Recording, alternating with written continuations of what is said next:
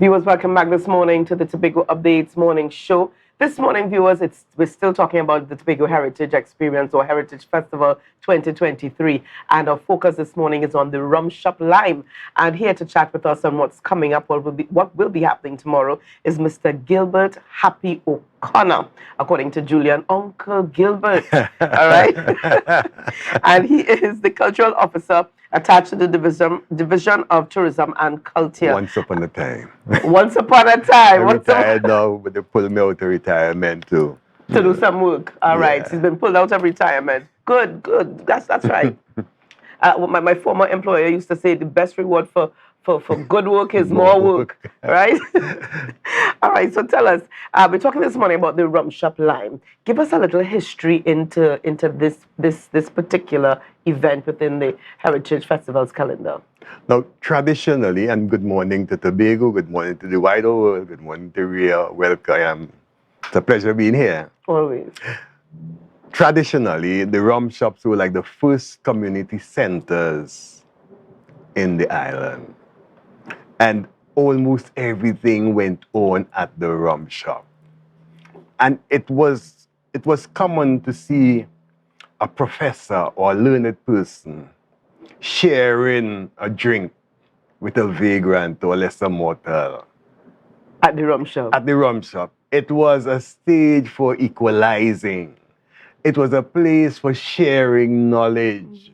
It was a place where artists came with their skills and, tried it out. Because I said it was the first community center. The paymaster would have been conducting paying sessions at the rum shop. The police would come to the rum shop to do investigations accordingly. So the rum shop was a hub of activity. And around the rum shop was a lot of business entrepreneurs, the pudding vendor, the sauce vendor, anybody who had anything of sort, because everyone accumulated there. Women waited by the rum shop on payday to collect the monies from their husbands and give them sufficient so they can feel like a man, but they would not have the opportunity to fritter it all away. To spend it all away at the rum shop. And that's the tradition of the rum shop. Good? Yeah. We try to keep up the traditions. Well, I do, in my presentation, I'll have some modification. Right. I call it putting old wine into new bottles. Yeah. I love it. Putting old wine into new bottles. Yeah. In terms of the conversation, because you said it was a combination of everyone, the learned person, the lesser mortal, the husband, the boyfriend, Yeah. What sort of conversations came out of or discussions came out of the Rum Shop Lime? All kinds of discussion. Sometimes somebody wants to go for a job, and the learned man, ex-school teacher or practicing school teacher or lawyer, would coach the individual as how to face the interviews. A man wants to write home for a child, for a girlfriend. Right. And he gets all the big words from the professor who helps him to write those letters. Latest gossip and everything. Today we have Facebook and all kind of things. So there's no need. You understand? And that's it. I have a little thing I've written here about the rum shop, which I say, this year it's going to be alcohol personified. The alcohol takes on a human form in the form of Professor Johnny Walker, Dame Carmen Jones. For those who don't know, Carmen Jones is the slang name for Fernanda's Black Label. Well, go ahead. And then later on, when Brian Lara scored his mammoth set of runs because of the initials BL, they started calling the rum Brian Lara. Okay. So when you hear people talk about Carmen Jones and Brian Lara in rum shop setting, it's the same Fernanda's Black Label they're talking about. And of course, you will have the black and white or the double dog Kaiso crew, which represents the black and white whiskey. And the job as of alcohol is to trigger emotions, stimulate minds, loosen tongues, and encourage conversations and debates as the case might be. And this is what the crew will be doing, the alcohol personified in this year's Rum Shop, which is in 2 phases. Okay, and you'll tell us about the 2 phases. Now, I want to talk about what we have on the table this morning, which is that pack of cards. Ooh. And what is This is corn. This is roast corn. okay? Tell us about the rose corn. So this is And the pack of this is cards. phase 1. Because what we have decided to do, the coordinators, which Annette Alfred is the next coordinator, Right. but me and Annette go way back, is to do a thing called gamification of culture. Gamification of culture. Yeah. Right. Tell us about that. It's a technique that is a model used like in the museums, good, where it's serious play, light-hearted exchange, light-hearted passing on of, knowledge, information, as the case might be. And we've turned this thing into a game setting. Because when we looked at the calendar, there were no games that people play. There were no wake and bongo. And I said, wonderful opportunity. Let's create something that could incorporate games and wake and bongo. So in the gamification model where you have challenges and rewards, the corn comes into play because on many a moonlight night or nights without moon, before the days of television And cable. we would have had our roast corn, eating and playing a game called Ship Sail Sail fast. How many men on deck? 4. Right, and if you so you give me 4 corn grain. Ooh. So in the phase 1 in the Rum Shop, the professor plays Ship Sail in order to arrive at the competitor to face the challenge. And the winner would be? You come up and you face your challenge, which is a question. It might be a question, or it might be a riddle, or something to solve. Right. Let's say the old-time wedding is the following day. So we may have a question. What is the significance of the breadfruit in the wedding? Right? If you answer correctly, then you'll get a reward. So we have giveaways here, we have rewards for you. If you cannot answer correctly, then someone else could answer and share your reward with you. And that's how the interaction goes. And then we have songs in between from the Double Dog Calypso crew, because they may want to, have you ever studied how some young girls get married? They just think of all kind of things. When they want a ring, they would sit down and draw for a plan how to trap a man. Last week I see Elsie giving Jiman Alexander this recipe. She boiled she petticoat in a pan of water. And that kind of thing. You shouldn't even stop. And she put tissue bra half an hour after. She sweetened it with honey and add some red lavender. And in 9 days' time, she was Mrs. Alexander.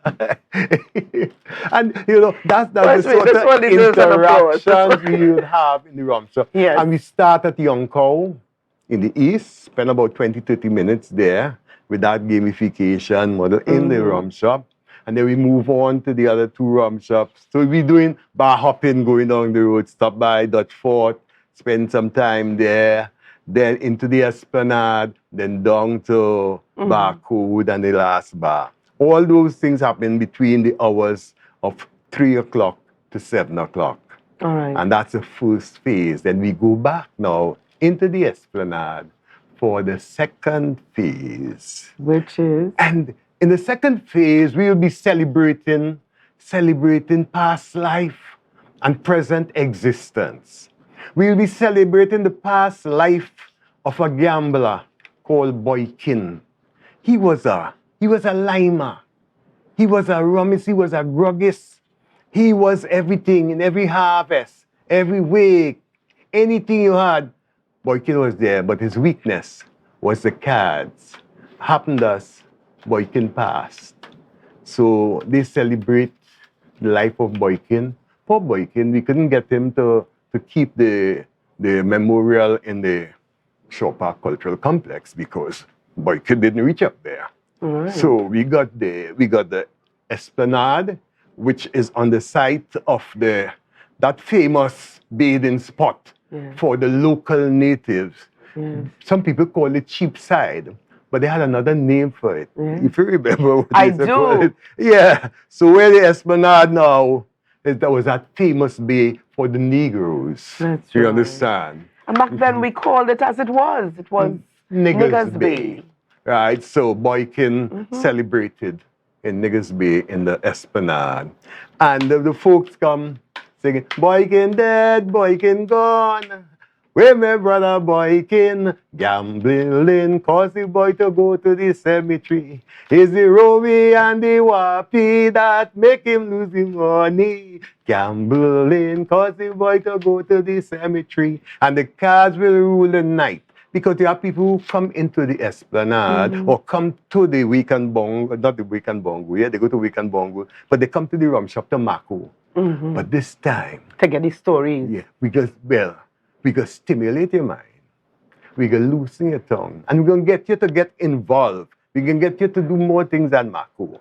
And these cards will hold your future as you get in. Because through these cards, we would have our challenges and our rewards. And that's celebrating the past life of Boykin. And we celebrate present life because on Saturday, the following day, the 29th of July, is the birthday of Papa Nello, Lord Nelson.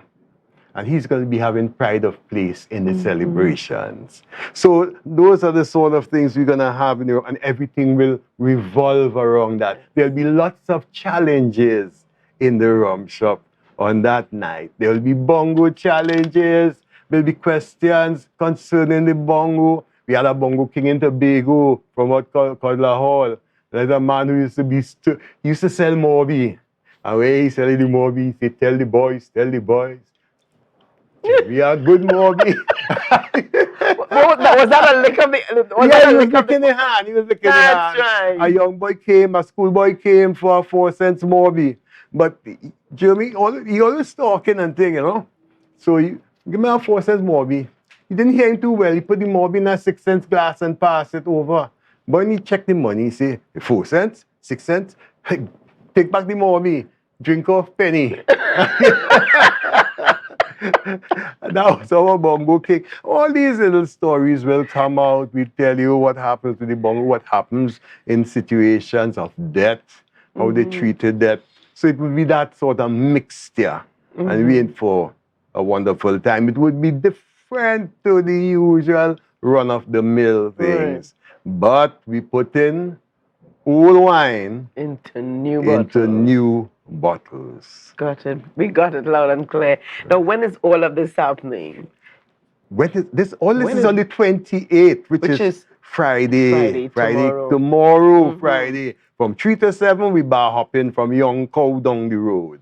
Good. Young Cow to Dutch Fort, to the Esplanade, to David by Barcode, to the Jamaican just before Coast Guard. And we back to start at 7 in the Esplanade. We're going to have steel band in the pre-entertainment. We're going to have some other cultural items. And then we get into the discourse between Professor Johnny Walker, whether it's black, red, or blue, or swing. But Professor Johnny Walker will be there. Dame Carmen Jones and the black and white, Kaiso crew, the double door Kaiso crew. We're going to be there. Is there a cost to this event? No, it's free.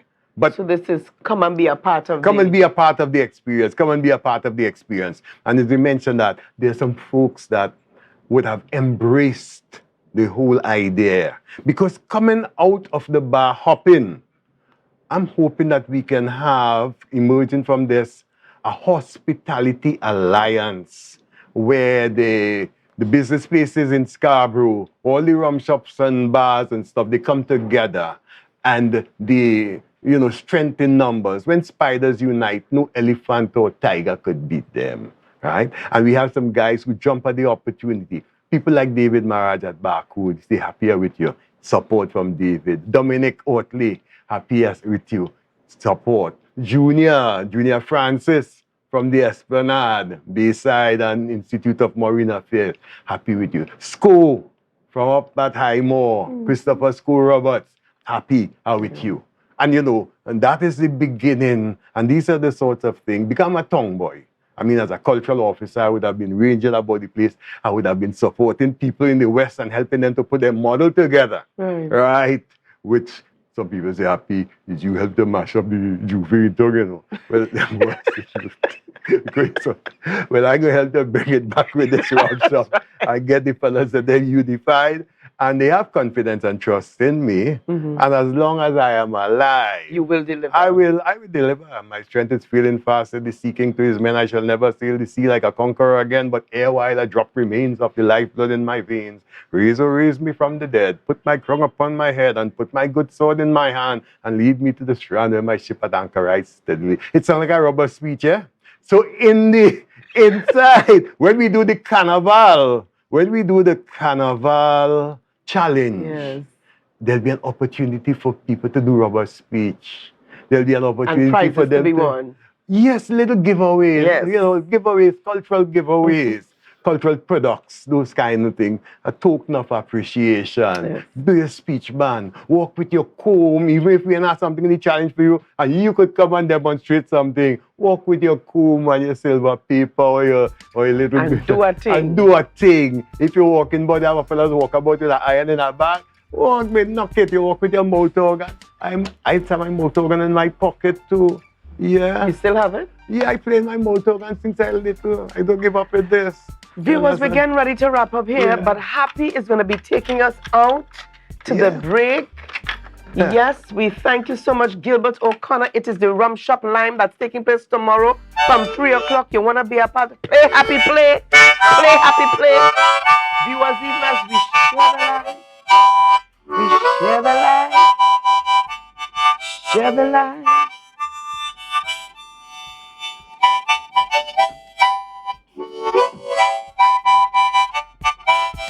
Boykin dead, Boykin gone. Where my brother Boykin? Find me on the Esplanade tomorrow night. You go hear what happened to Boykin and the cards he loved. Definitely. Share the live. Share the live. Share the live.